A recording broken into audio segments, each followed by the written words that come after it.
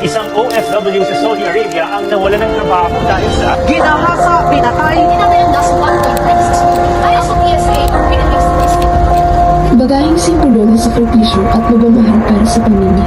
Pangarap na ninanais para sa pamilya. Para sa pamilya, yan ang sagot ng katulad nila.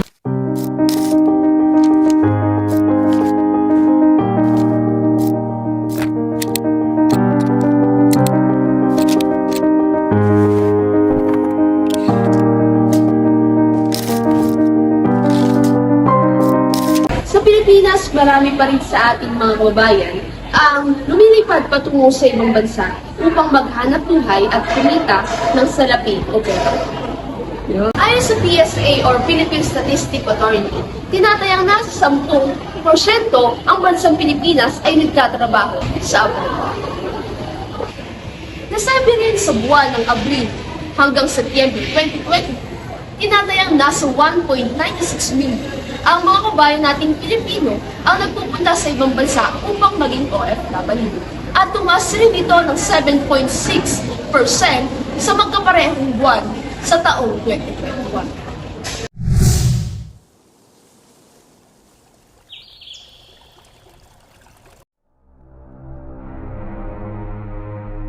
Ano po yung mga bansa na puntahan niyo po bilang isa OFW? Nung una, 19 years old ako, nagpunta ako ng France. And then, pagkatapos na umuwi ako, nag-Malaysia ako, nag-Dubai, nag-Macau. And then, yung pinaka-last ko na ngayon, Malaysia. And then, pag-uwi ko, ng pamilya ko. Akala ko hindi na ako, babalik sa ibang bansa. Kaso, nagkaroon na ng problema yung pamilya ko. So, bumalik ako sa Korea naman. Then, nagtrabaho ako doon ng 2 years. After nun, bumalik ako dito sa Pilipinas kaso nag-pandemic. So, nag-stay ako dito almost 3 years. And then, after nun, nag-Japan ako. Yun na yung pinakahuling bansa pinagtrabaho. So, ano po yung mga dahilan at bakit naging mong dahilan? Una, siyempre lahat ng OFW ang dahilan niya para sa pamilya. Which is ganun din yun sa akin, para din sa pamilya. So, ano po yung mga naging trabaho niyo po sa ibang bansa? Yung mga dati sa hotel ako, pero itong last na assistant nurse sa hospital ng Japan. Ano po ang naging buhay niyo sa ibang bansa? Naranasan niyo po ba ang mga malupusta?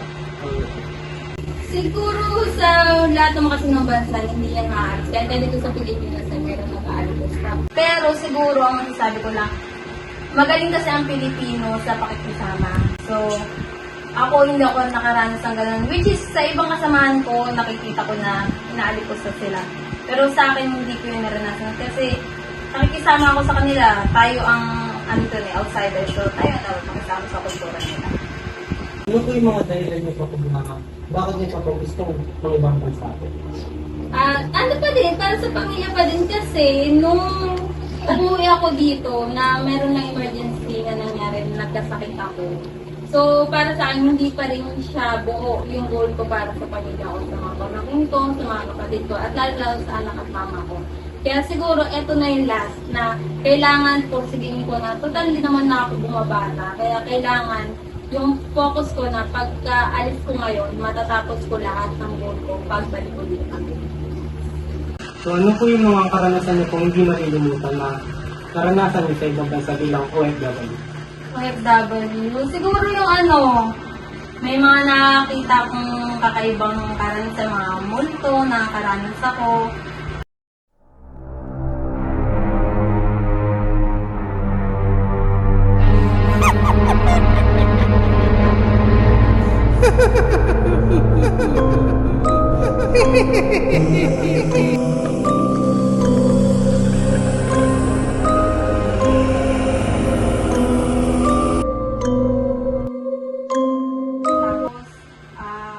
Pagka may namamatay, kami nililinis.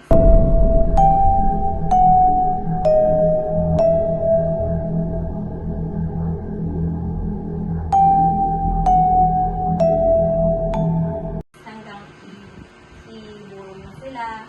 Tapos nakakaranas kami ng pagka pumupunta kami dun sa mga burol na mga hapon. iba yung pakiramdam mo, parang tumatawag sila ng masamang espiritu. Na yung ang dadaanan namin, ang hospital kasi namin doon walang ilaw. So, ikaw yung pagka-panggabi ka, dalawa na kayo naka-duty. Tapos, ikaw mag-rounds ng 10, 12, tsaka 2 a.m. So, kung ano yung makita mo, syempre kailangan lakas mo yung loob mo. Kasi gusto mo yun eh. Isipin mo lang lagi, lapad. Naisipin mo, pero. Ganun lang. Kaya kailangan malakas kayo. Kaya yun sa mga hindi, buo ang loob para tumalimang basta, huwag na lang. Kasi, meron kasing, pagka kasi, anxiety, stress ang tumira sa isang tao, parang baka mabaliw. Huwag na lang.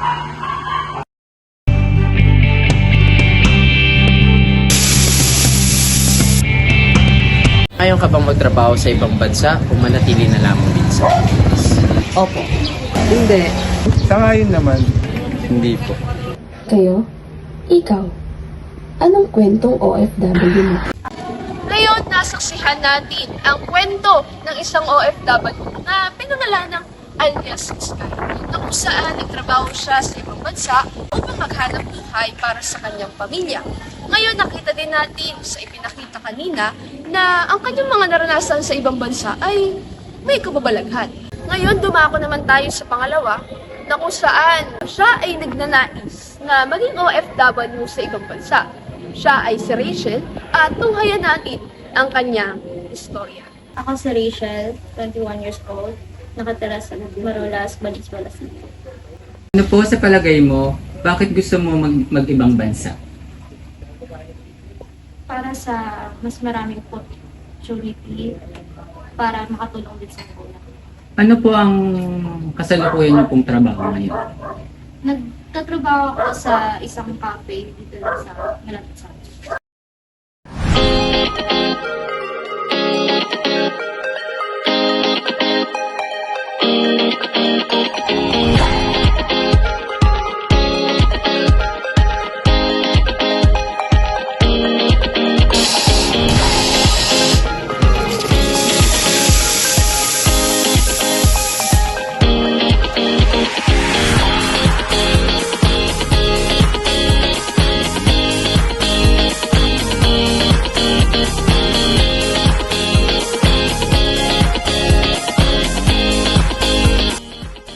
Kung bibigyan ka ng opportunity na mag-ibang bansa, saan po kaya gusto niyong makapunta?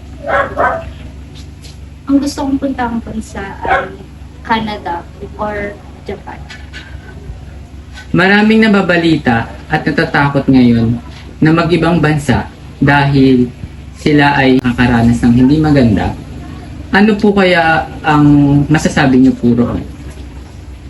Depende yan sa tao kung mag-iingat ka talaga or hindi. Bakit ayaw niyo pong mag-stay dito? Mas gusto niyo pa sa ibang bansa? Nakikita ko sa Pilipinas, parang hindi tayo aangat. Kung nandito lang ako or tayo. Kasi mas naniniwala ko na mas may magandang opportunity sa ibang bansa. Ano po kaya maipapayo niyo po sa gustong mag-ibang bansa na katulad niyo? Huwag kayong matakot. Lalo na kung sa ikabubuti ng pamilya nyo, ikabubuti mo, gawin mo anong dapat para sa sarili mo. Kung may pagkakataon po na may trabaho na maialok sa inyo sa ibang bansa, buo na po ba ang loob nyo na tanggapin agad? Oo naman. Kasi opportunity nga sa akin. Kung anong trabaho man na ibigay sa akin, tatanggapin ko. Kung ano man yan. Pero kung anong trabaho gusto ko, siguro kung pagbabarista, ang gusto kong trabaho, kukunin doon. Bukod po kaya sa pagbabarista, ano po kaya ang gusto nyong trabaho? Bukod sa pagbabarista, siguro maging cook din talaga din. Kung ano yung mga natutunan ko dito, gusto ko din gawin doon. Bali po, kung kahit ano pong trabaho na may alok sa inyo sa bansa, kukunin nyo na po agad. Kung nasa ibang bansa na po kayo, kita nyo po ba sa sarili nyo kung anong pwedeng mangyari sa inyo? Maraming pwedeng mangyari sa ibang bansa. lalo na wala yung pamilya. Pero kakayanin naman siguro kasi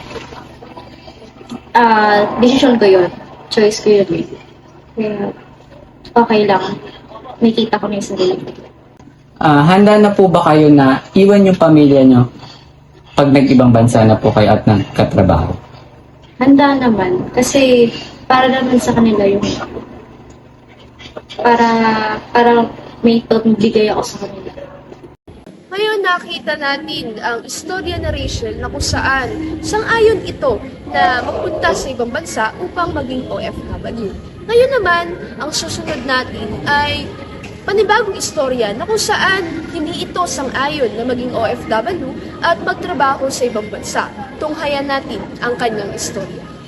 Ako si Patricia David, 24, nakatira sa Marulas, Valenzuela City. Ano po yung pinagkakaabalan or hanap buhay po ninyo? Nagbi-business kami ngayon ng bake shop. Sa GNP, tas may branch din kami sa Kalumay. Nagbabalak po ba kayong mag-ibang bansa po? Hindi, kasi meron akong business nga dito. Malaki po ba ang pagtatrabaho mo dito sa Pilipinas? Sa tingin niyo po, bakit po kaya? Kasi yung kinikita naman namin ngayon sa vape shop, sapat naman na yun para mabuhay kami dito sa Pilipinas. Ano po kaya yung makikita ng dahilan bakit maraming kababayan natin ang namamasukan sa ibang bansa? Siguro kasi wala silang mahanap na maayos sa trabaho dito, o kaya naman hindi sapat yung kinikita nila kasi maliit yung sahod. Ano po kaya yung maipapayo niyo po doon po sa mga kababayan natin na mas pinili po na magtrabaho sa ibang bansa kaysa po dito sa Pilipinas? Mag-business na lang din sila. Kasi hindi mo naman makikita yung kita agad pagka nag-uumpisa ka pa lang sa negosyo. Tiyaga lang talaga.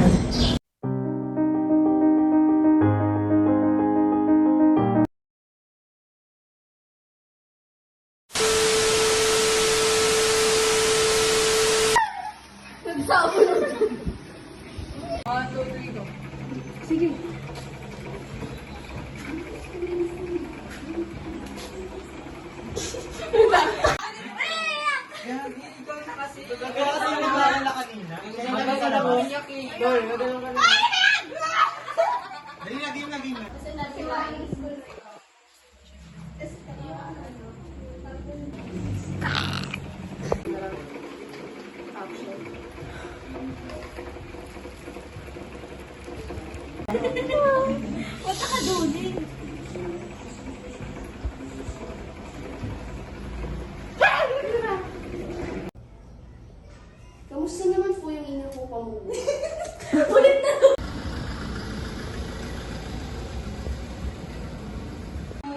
Isip ko mga lagi, lapad. Pero. Ganun lang. Putik na yan!